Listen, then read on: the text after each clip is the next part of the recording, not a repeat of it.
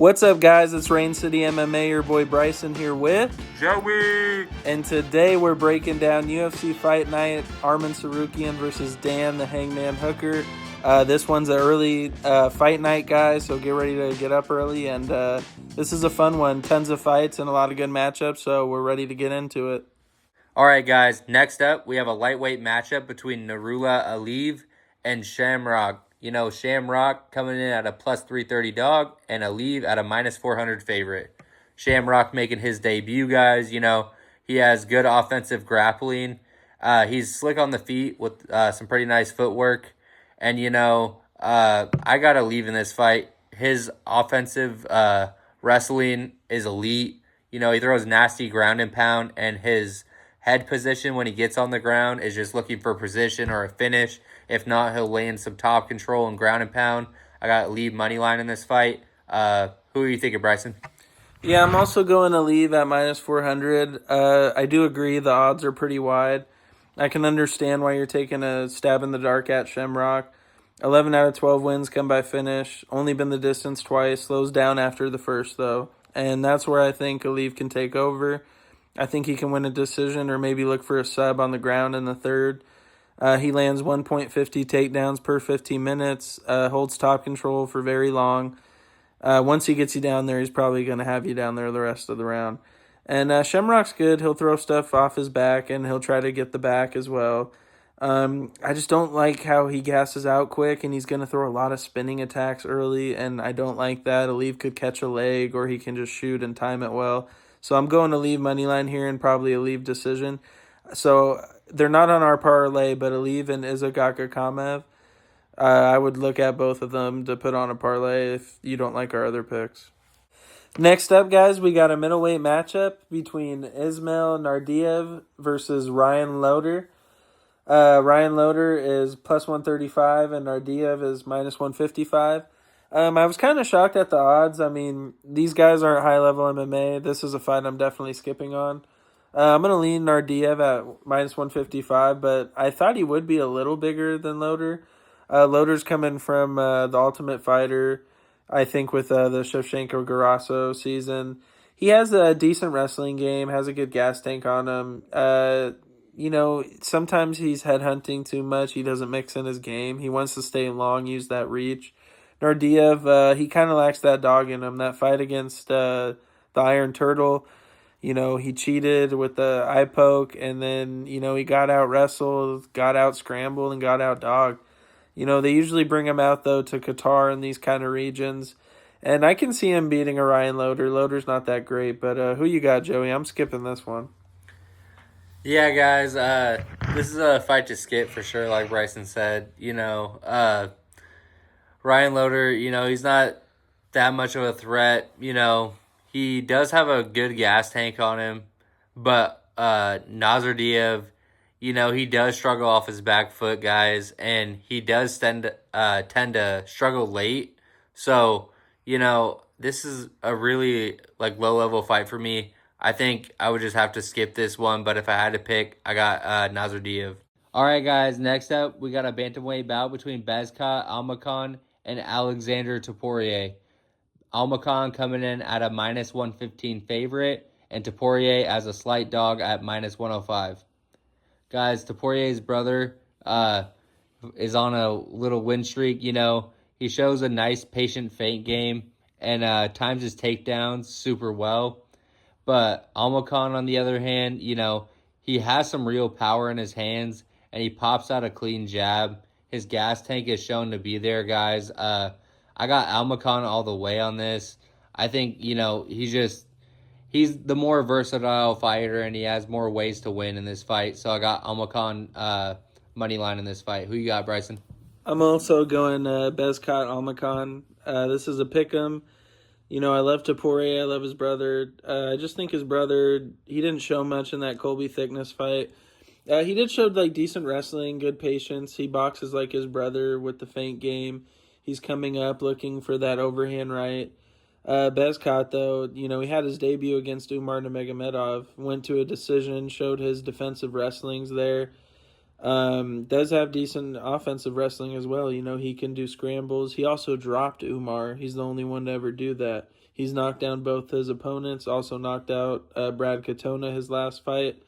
I just think Bezkot's dangerous anyway. I think in the wrestling too, if Taporia does try to take him down, he's not going to be successful. So yeah, I'm gonna take Bezcott Almacon. We didn't have him on the parlay, but I'm definitely looking to bet him here and fade Tapoiria's brother. I just think he's too young in his game too. 6-1, and Bezcott's 12-2. He doubles his experience as well, and is a year younger. So give me Bezcott Almacon here. All right, guys. Next up, we got a light heavyweight matchup between Abdul Rahman Yakayev and Rafael Sakara. Uh, Yakayev at a minus 600 favorite and Sakara at a plus 450 dog.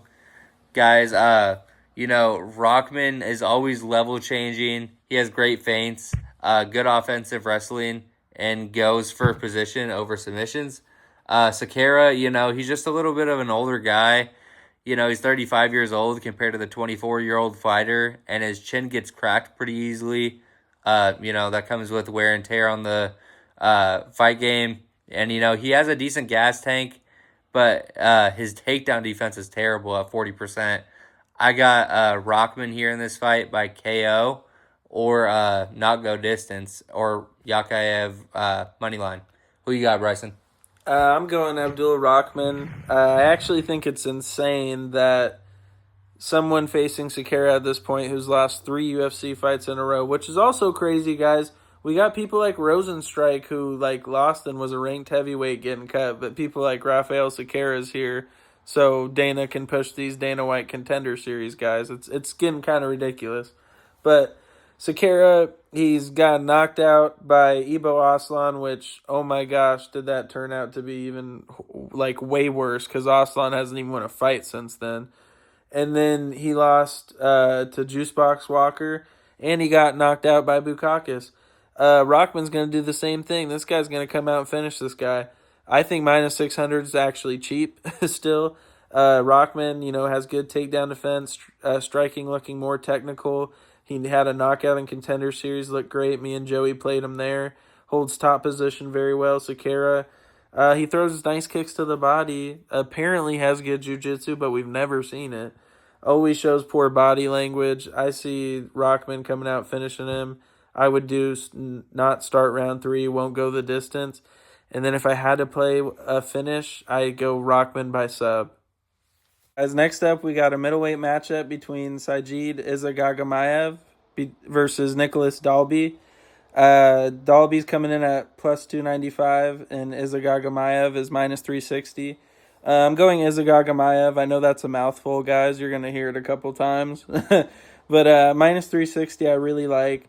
He hasn't fought since 2022, but he does train with Islam, Habib, and Umar and all those guys. In the film I've watched, he's fought some high-level competition. 16 out of 22 wins come by finish. Super relaxed on the feet. Actually, really good feint game. Very strong. Gets takedowns with ease. Shoots a good double leg. Nicholas Dalby, he'll want to pressure you, early. Does good work in the clinch.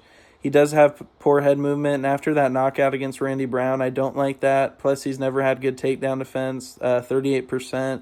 I think Izagagamayev is going to come at him and get the takedowns and probably dominate to a decision. He hasn't fought in so long, so I don't see a finish. I'd be shocked. So I'm going to go Izagagamayev by decision, and he's not making our parlay, but I really was tempted to put him on, so he's another leg you guys could look at. Who do you got, Joey?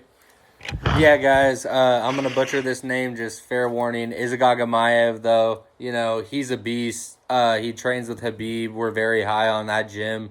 Habib, Islam, Umar, like Bryson said. He's a crazy finisher, and I just think he gets it done here. I think another good prop, I'll tell you guys at the end on this fight. But Dalby, guys, he likes to swing his big hooks, and he works to the body pretty well. But, he has poor head movement. So I could see him, swaying the wrong way on right after a hook or whatever, and, just getting clipped. Izagagamayev on the ground, too. He shows his high-level defensive grappling, so if Dalby wants to take it there, I don't think he's going to find any success. I could see him, feinting or whatever into a right hook Izagagamayev knocks him down and finishes this one early. So I got Izagagamayev money line and not go distance on this fight. Next up, we got a featherweight matchup between Bogdan Grad and Luke Riley. Luke Riley's coming in at minus 285 and Bogdan Grad plus 230. So Luke Riley's coming from Cage Warriors, making his UFC debut. He doesn't do well when pressured, always looking for combos. He has really sharp boxing. That's definitely one thing that stood out when I watched him. Bogdan Grad, he has trouble finding his range. He showed that against his last fight, but he did show, adversity against Lucas Alexander when he came back, and I think subbed him or knocked him out. Solid takedown defense, 75%, does throw a good amount of volume, likes to make the fight ugly, so he's going to try to pressure Riley. Riley does cut the cage off well, and I just don't know. I think having his debut at minus 285, that's such a big number for me that I'll take a stab at Bogdan Grad at plus 230, but I'm probably skipping out on this fight. But Bogdan is pretty good, and he does have UFC experience, so I'm interested how this plays out. Who do you got, Joey? Yeah, guys, this is going to be a fun fight to watch. This is not a fight I'm looking to bet on, though, especially with, like, a lot of money. I like, Luke Riley and, just what he does in the cage. He pops out a nice jab. He circles off the cage super well. But Bogdan Grad, guys, he mixes in all aspects of his game, and he likes to make the fight ugly, which is, I can see a way for him to win that way. Some elbows, clinch work, just getting it done. And he uses his striking to set up takedowns, guys. So like I was saying, a 1-2, maybe elbow against the fence, drops Riley, and he has his way with him here. So I'm going Bogdan Grad as well if I had to take a pick. I just don't like Riley on his debut. I think they are setting him up for a loss. Next up, we got a flyweight matchup between Tagir Ulanbekov versus Kyoji Horiguchi. Horiguchi's coming in at plus 145 and Ulanbekov's minus 170. Obviously, you guys are probably very familiar with Horiguchi. He used to be a contender in the UFC, fought Demetrius Johnson, was a legend when his time here. Went over to one championship, risen, some other promotions. Ulanbekov, though, guys, I'm going to lean him here. I love him at his odds at minus 170. Constant chain wrestling, lands 2.94 takedowns per 15 minutes on 38% takedown accuracy. Yeah, it's not the best accuracy, but I think he's consistent enough in his takedowns. He's showing improvements in his striking, too. His 1-2 straight shots down the pipe are great, uses his jab and teeps to stay long. Horiguchi has very high-level offensive grappling, does struggle off his back, though, and I've seen him taken down a lot in one.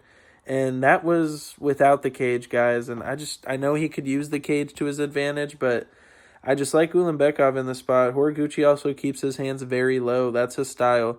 It helps him because, you pop at different angles that opponents can't see, and it kind of helps with the takedown defense, but I think Ulanbekov's the better guy here, 70-inch reach to 66. So give me Ulanbekov here. And he's also going to be on our parlay at minus 170. All right, guys. Well, I got Ulanbekov as well. Horiguchi, he's fought the who's who of the division back in the day, and he's kind of coming back. I don't think he's going to win.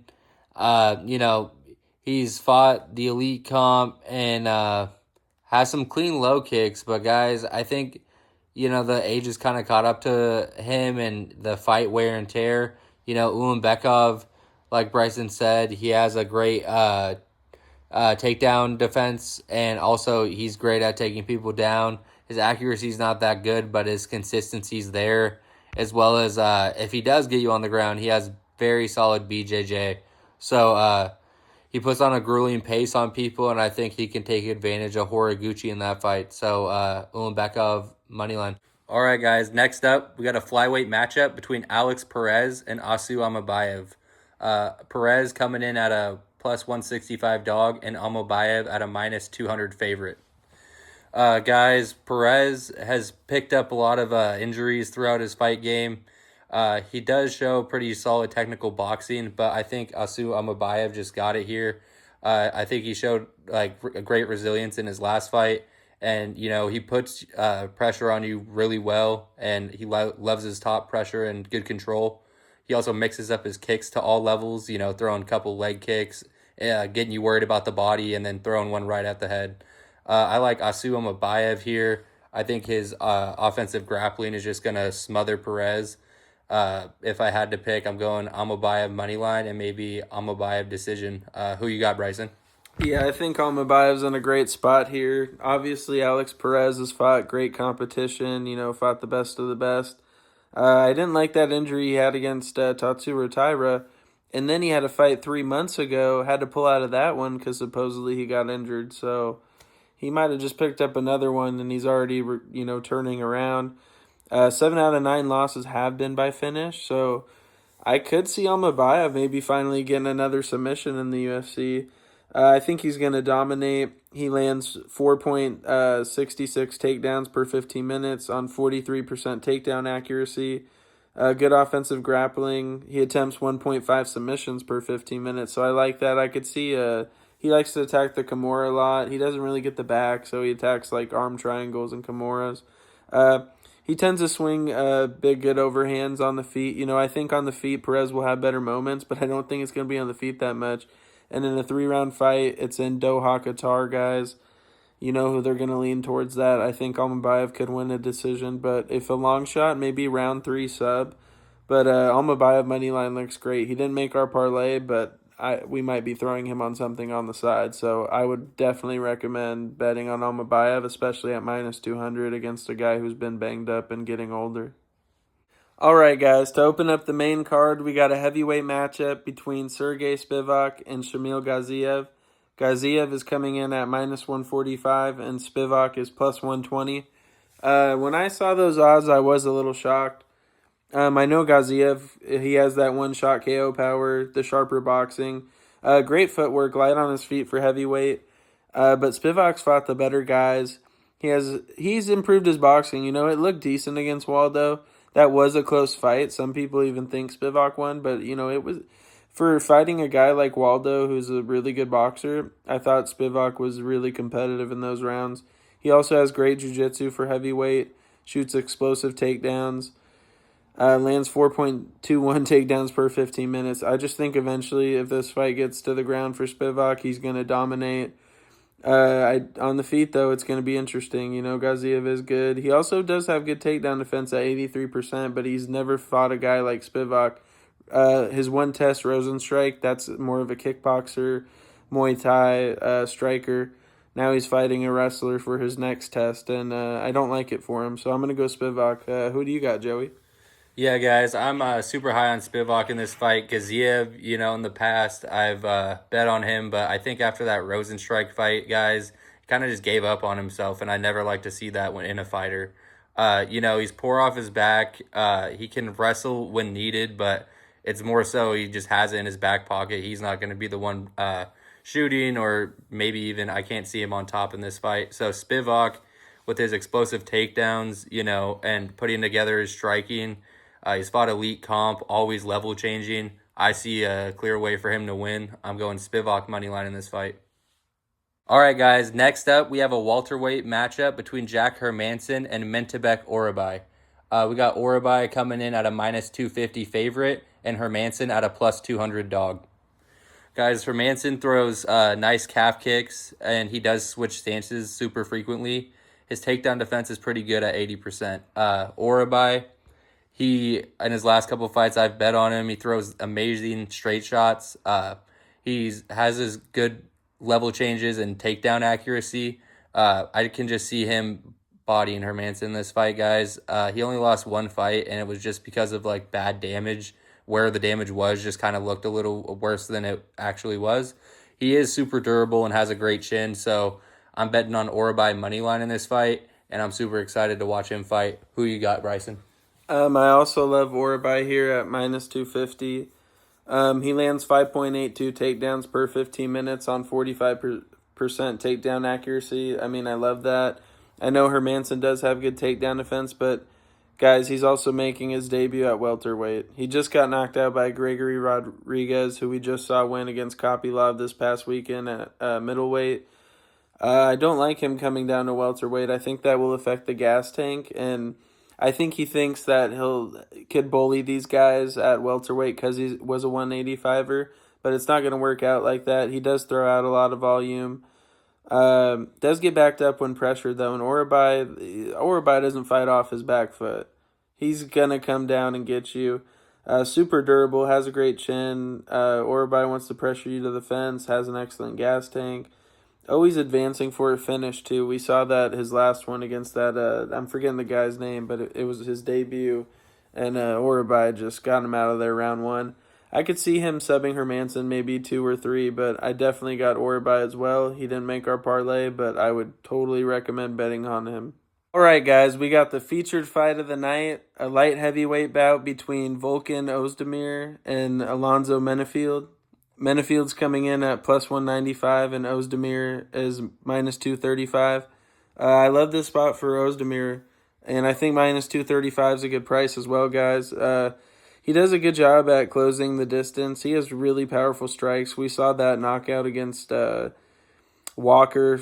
Gosh, that was so brutal. Before that, he also subbed Bogdan Guskov, and look how good Guskov's looked. I'm pretty sure he's won 3 in a row since that loss, and that was also his debut. I mean, sheesh. And Ozdemir's fought the best of the best. He's fought Cormier for the belt. We know that. He's fought a couple other legends. Great names on his resume. Yuri. He times his hooks really well, too. Menefield throws out a low volume, gets caught waiting at count, and he wants to counter too much. That's Menefield. He did it against Umar Sy, and he got away with it because Sy wouldn't be aggressive. Ozdemir is going to get him on his back foot and get Menefield. I also think he's going to knock him out, guys. I think anytime Menefield gets a jump in competition like this, it's bad for him. So I'm going Volkan Ozdemir, and I'm going by knockout. I would recommend betting that prop as well because I just don't see Menefield's chin hanging up, and I don't see him being able to go around the octagon and bounce on the outside against Ozdemir. Who do you got, Joey? Yeah, guys, I also got Ozdemir in this matchup. I just think, Alonzo Menefield, we've watched him fight previously in Seattle, which was pretty cool. But, he does just have super low volume. Pops out a clean jab, and, he does time his takedowns pretty well and has good takedown defense at 78%. But, guys, I don't think it's even going to need to go there with Ozdemir. His last couple fights, he showed his hands. He does grapple, and he's really good at checking his low kicks. His takedown defense is 80% too, so it's even better than Menefield's. I just got Ozdemir money line, and if you're feeling crazy, Ozdemir KO is a lock. All right, guys, we got the co-main event of the evening, a welterweight matchup between Bilal Muhammad and Ian Machado Gary. We got Gary coming in at a minus 225 favorite, and Bilal Muhammad at a plus 185 dog. Guys, Bilal, he has an improved feint game, and he's super good at level changing. He has good pressure, and he cuts off the cage super well. I just think, in his last fight against JDM, he just didn't show, or he tried to show his hands too much. He didn't really incorporate the wrestling. I can see him falling into that same trap here against Gary. He has high-level jiu-jitsu, and he throws nasty low kicks, guys. Great timing and patience with his boxing. I just think Gary can find him, especially in a 3-round fight. Prates, when he fought Gary, was only looking good at the end, I think. So I got Ian Machado Gary money line in this fight, and maybe by decision. Who do you got though, Bryson? I'm also going Ian Gary, guys, and I understand if you guys are taking a shot on Bilal at plus 185, former champ. Took JDM all 5 rounds, probably 2-2 going into the 5th. That was a close fight. Joey's right. He did show the hands too much. He needed to incorporate the wrestling and, mix it in. He does land 2.24 takedowns per 15 minutes on 38% takedown accuracy. He does put together combos well and shows really good defensive grappling. Bilal, Ian has really good jiu-jitsu, but I don't see a finish in this one. I could see it going all 3. This should be a 5-rounder, by the way, guys. That's a disgrace. I'm kind of mad that it's not because I think it'd be way more interesting if it was 5.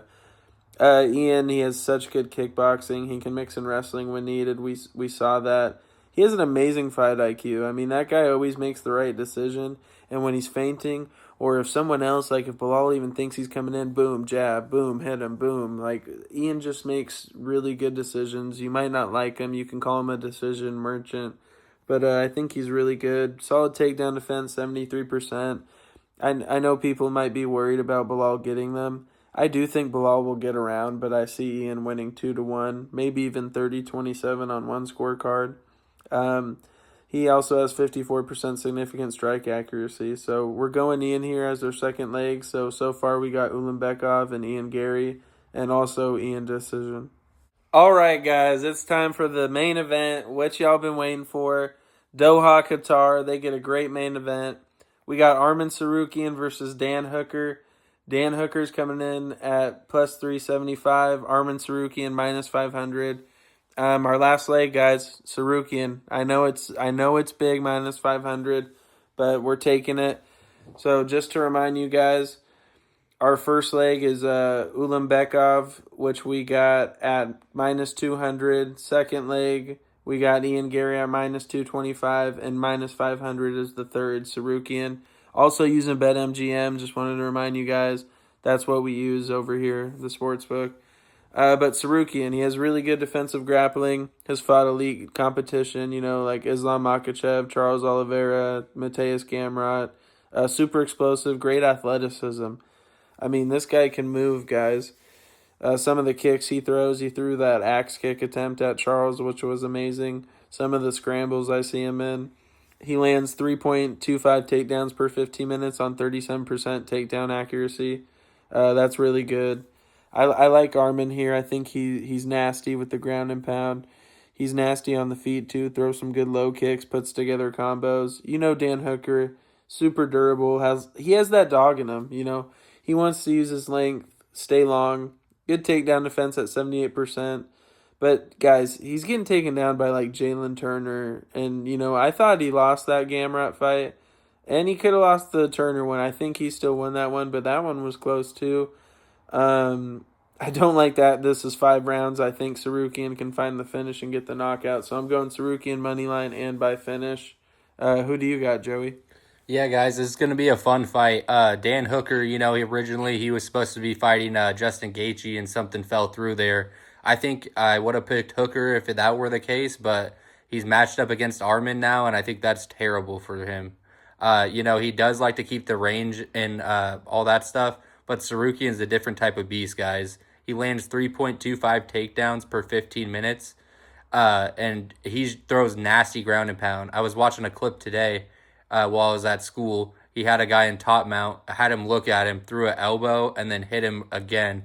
The cut was so bad that the ref came in and just stopped the fight because it was so bloody in there. Tsarukyan mixes up his kicks to all levels, like Bryson said, and he lands 3.79 significant strikes per minute, which is insane. And he's fought the more elite comp, I believe. Hooker, I think he can last till maybe like the third, fourth round. He works to the body pretty well, but I mean, if it's not on the feet for him, he's kind of, just looking for a scrap out there. So I got Tsarukyan money line, and then it's just kind of whatever you're feeling, whatever your gut tells you guys. Tsarukyan sub or Tsarukyan KO. All right, guys. Thank you so much for tuning into Rain City MMA. We appreciate all the likes, the views, the shares, subscribes, comments. Everything matters to us, guys. We got a 3-leg parlay cooked up for you. We're trying to hit back-to-back weeks because we did last week. The first leg this week is Ulanbekov at minus 200. The second leg is Ian Gary at minus 225. And the last leg is the main event, Arman Tsarukyan at minus 500, guys. Lock it in, and we'll see you at the cash counter. Let's go.